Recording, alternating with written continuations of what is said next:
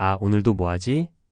65세 김모 씨는 매일 아침 눈을 뜰 때마다 한숨부터 쉬곤 했습니다.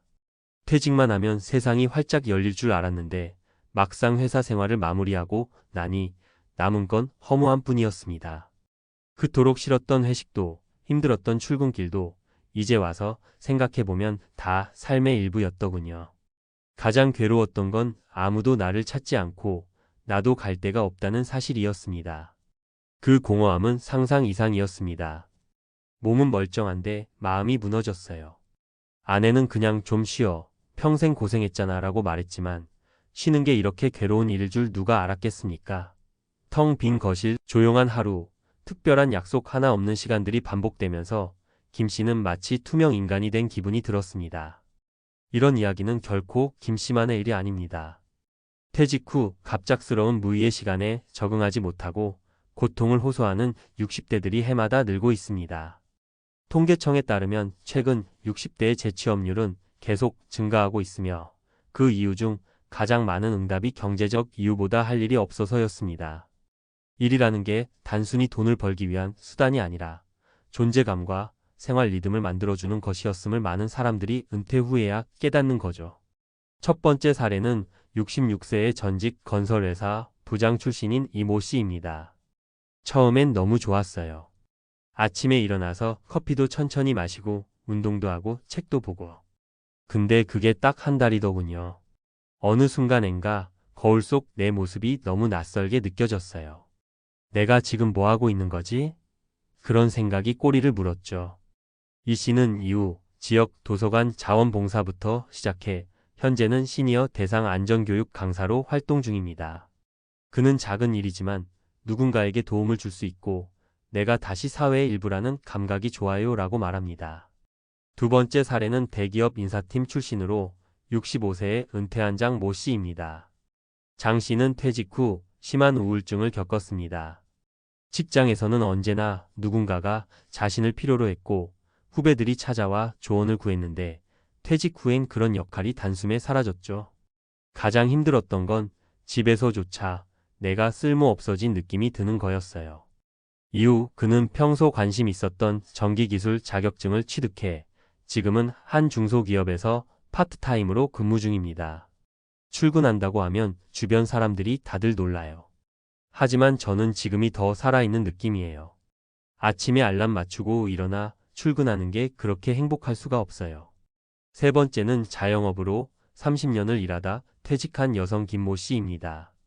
사업 정리하고 나면 여행도 다니고 취미 생활도 하고 그렇게 여유롭게 살 줄 알았죠. 근데 막상 그렇게 해보니 너무 지루한 거예요. 그녀는 카페 창업 수업을 듣고 지금은 동네 작은 골목에 소규모 수제청 공방을 열어 운영하고 있습니다. 수익보다 중요한 건 손님과 이야기하고 무언가를 계속 만드는 기쁨이에요. 은퇴하고 알았어요. 사람은 누가 필요로 할 때 진짜 행복하다는 걸요. 이제 우리는 물어야 합니다. 은퇴란 정말 끝일까요? 아니면 삶의 리듬이 바뀌는 전환점일까요? 중요한 건 은퇴 후에도 우리는 여전히 사회와 연결되어 있어야 한다는 겁니다. 이 연결이 끊기면 우리는 무기력에 빠지고 자기 존재감조차 흔들리게 됩니다. 사람은 단순히 쉬기 위해 사는 존재가 아니니까요.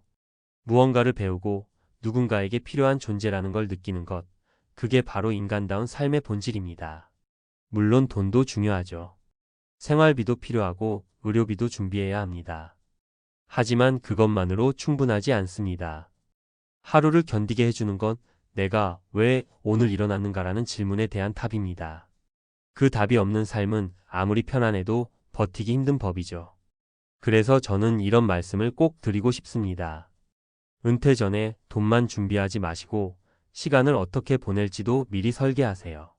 공부를 시작해도 좋고 자격증을 따도 좋고 취미를 진지하게 키워도 좋습니다. 작은 봉사라도 괜찮고 동네 도서관이나 공공기관에 등록해보는 것도 좋은 출발입니다. 특히 중요한 건 혼자만의 시간을 만드는 것이 아니라 사회적 관계를 유지하는 겁니다. 누구든지 당신이 필요하다는 말을 듣는 순간 삶의 의미가 완전히 달라지니까요. 65세에 은퇴하고 나서 하루하루가 지옥 같았다는 김 씨도 지금은 미소를 짓습니다.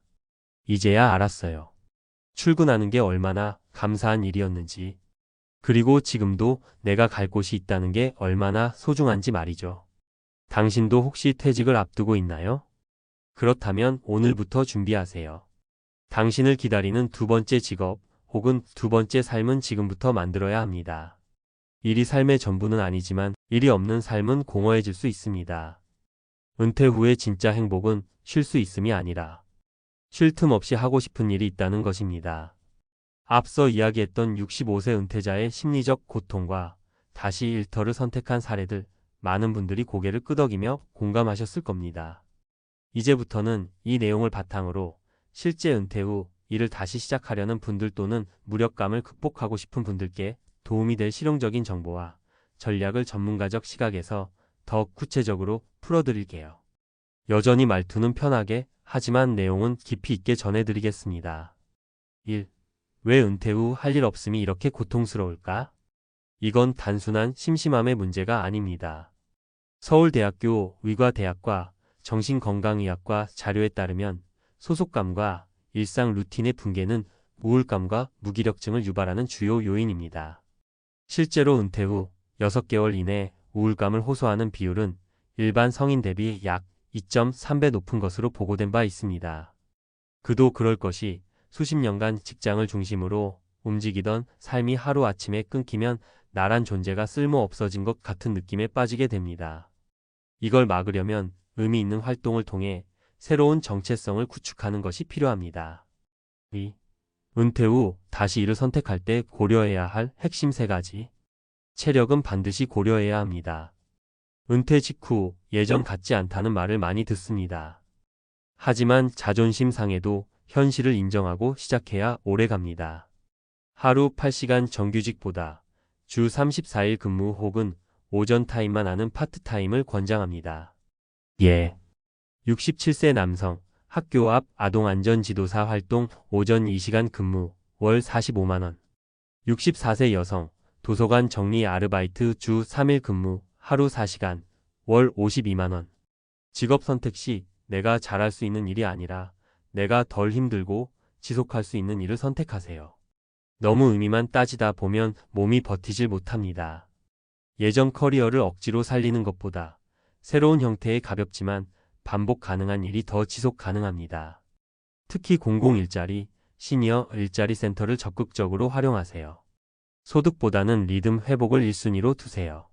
수입이 많지 않더라도 내가 매주 기다리는 일이 생기고 아침에 나갈 곳이 있다는 것 자체가 삶의 활력을 줍니다.